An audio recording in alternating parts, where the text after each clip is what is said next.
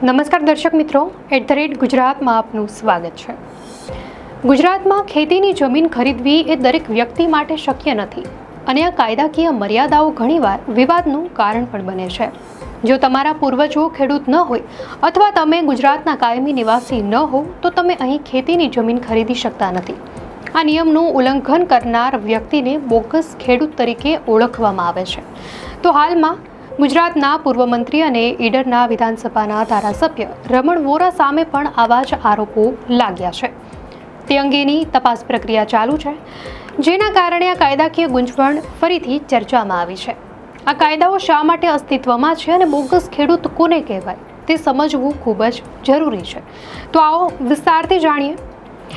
પહેલા જાણીએ ગુજરાતમાં ખેડૂત બનવાના કાયદાઓ વિશે। તો ભારત આઝાદ થયા બાદ દરેક રાજ્યોમાં જમીન સુધારણાના કાયદાઓ અમલમાં આવ્યા। ગુજરાત અને મહારાષ્ટ્ર એક જ રાજ્ય હતા ત્યારે 1948માં મુંબઈ ગણોત અને ખેતીની જમીન વહીવટનો કાયદો બન્યો, જે 1956માં લાગુ થયો। આજે આ કાયદો ગુજરાત ગણોત અને ખેતીની જમીન વહીવટ ધારા તરીકે ઓળખાય છે। વકીલ પ્રકાશ શાહના જણાવ્યા અનુસાર આ કાયદા પ્રમાણે જે વ્યક્તિને 1 જુલાઈ 1957ના રોજ ગણોત તરીકે જમીન મળી હોય અથવા જે વંશ પરંપરાગત રીતે ખેતી કરતા હોય તે જ ગુજરાતમાં કાયદેસર ખેડૂત ગણાય છે।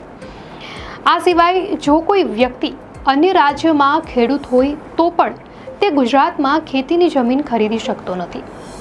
હવે સમજીએ કે બોગસ ખેડૂત કોને કહેવાય અને કાયદાકીય કાર્યવાહી શું છે। તો ખેતીની જમીન ખરીદવા માટે કેટલાક લોકો ખોટા દસ્તાવેજોનો સહારો લે છે। વકીલ પ્રકાશ શાહ સમજાવે છે કે કેટલાક લોકો પોતાના નામને મળતા આવતા નામના ખેડૂતને શોધીને ખોટા એફિડેવિટ બનાવે છે। આ ઉપરાંત કેટલાક લોકો વેલનો ઉપયોગ કરીને પણ ખેડૂત બનવાનો પ્રયાસ કરે છે, જેમાં કોઈ મૃત ખેડૂતની વિલમાં પોતાનું નામ લખાવીને જમીન મેળવે છે। જો કે સુપ્રીમ કોર્ટે સ્પષ્ટ કર્યું છે કે વિલ દ્વારા બનેલા આવા ખેડૂતોને કાયદેસર ગણી શકાય નહીં। જો કોઈ વ્યક્તિ બોગસ ખેડૂત સાબિત થાય તો તેની સામે ગણોત ધારાની કલમ 84C મુજબ કાર્યવાહી થાય છે। આ પ્રક્રિયાની શરૂઆત તે વિસ્તારના મામલતદાર દ્વારા થાય છે। મામલતદાર બંને પક્ષોને સાંભળીને પુરાવાઓના આધારે નિર્ણય આપે છે। જો કોઈ આ નિર્ણયથી સંતુષ્ટ ન હોય તો તે ડેપ્યુટી કલેક્ટર, મહેસૂલ પંચ, હાઈકોર્ટ અને સુપ્રીમ કોર્ટમાં પણ અપીલ કરી શકે છે।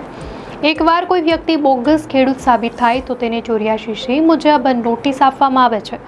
નોટિસ મળ્યાના 3 મહિનાની અંદર તેણે જમીન તેના મૂળ માલિકને પરત આપવી પડે છે। જો તે શક્ય ન હોય તો જમીન પરના તમામ બોજા જેમ કે લોન ચૂકવીને તે જમીન સરકાર હસ્તક લઈ લેવામાં આવે છે। આ જમીનને ગણોત ધારાની જમીન કહેવાય છે।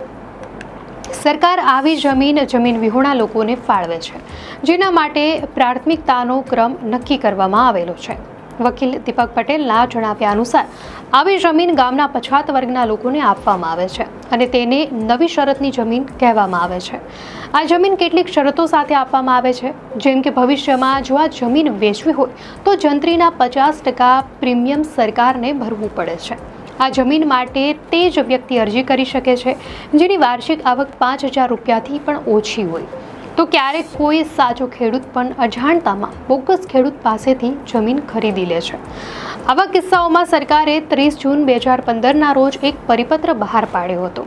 આ પરિપત્ર અનુસાર જો કોઈ ખેડૂતે 2015 પહેલાં આવી જમીન ખરીદી હોય તો તે જમીનની જંત્રીની રકમના 10% પ્રીમિયમ ભરીને તેને કાયદેસર બનાવી શકે છે। આવા ખેડૂતોને બોનાફાઇડ ખેડૂત કહેવામાં આવે છે। પરંતુ જો જમીન 2015 બાદ ખરીદવામાં આવી હોય તો તે સીધી જ સરકાર હસ્તક જતી રહે છે। જેમણે વંશ પરંપરાગત રીતે જમીન મેળવી નથી તેવો પણ કેટલાક કિસ્સાઓમાં ખેડૂત બની શકે છે। જેમ કે 1 જુલાઈ 1957થી જે વ્યક્તિ ગણોત તરીકે કોઈ એક જ જમીન પર ખેતી કરતા હોય તેવો તે જમીન મેળવીને ખેડૂત બની શકે છે। જો કોઈ ખેડૂતનું મૃત્યુ થાય તો તેની પત્ની ખેડૂત બની શકે છે, પરંતુ જો પત્ની ખેડૂત હોય તો તેના મૃત્યુ બાદ તેના બાળકો જ ખેડૂત બની શકે છે, પતિ નહીં। પતિ જમીનનો માલિક બની શકે છે, પરંતુ તે બીજી ખેતીની જમીન ખરીદી શકતો નથી। જો કોઈ ખેડૂતની બધી જ જમીન વેચાઈ જાય અથવા સરકારી પ્રોજેક્ટમાં સંપાદિત થઈ જાય તો પણ તે ખેડૂત રહી શકે છે। જમીન વેચાયા બાદ ખેડૂતે દસ્તાવેજ કર્યાના 6 મહિનાની અંદર નવી જમીન ખરીદવી ફરજિયાત છે. જો સરકારે જમીન સંપાદિત કરી હોય તો ખેડૂતે જમીન સંપાદન સર્ટિફિકેટ મળ્યાના 3 વર્ષમાં નવી જમીન ખરીદવી પડે છે. ગુજરાત સરકારના મહેસૂલ વિભાગે 6 એપ્રિલ 2025ના રોજ એક પરિપત્ર બહાર પાડ્યો છે, જે અનુસાર જે વ્યક્તિએ 6 એપ્રિલ 1995ના રોજ ખેતીની જમીન ધારણ કરેલી હોય તેને ખેડૂત માનવામાં આવશે. જો કે આ કિસ્સામાં પણ જો કોઈ વ્યક્તિ 1957થી ખેડૂત ન હોવા છતાં ફરિયાદ થાય તો તેને સાચો ખેડૂત સાબિત કરવાની જવાબદારી તેની પોતાની રહેશે. આ કાયદાઓ જમીનની હેરાફેરી અટકાવવા અને ખેતીની જમીન સાચા ખેડૂતો પાસે જ રહે તે સુનિશ્ચિત કરવા માટે બનાવવામાં આવ્યા છે. દર્શક મિત્રો, આ માહિતી આપને કેવી લાગી? આપની પ્રતિક્રિયા અમને કોમેન્ટમાં ચોક્કસથી જણાવશો. અને જો આપને આ વિડીયો સારો લાગ્યો હોય તો વિડીયોને લાઇક કરો અને ચેનલને સબસ્ક્રાઇબ કરો.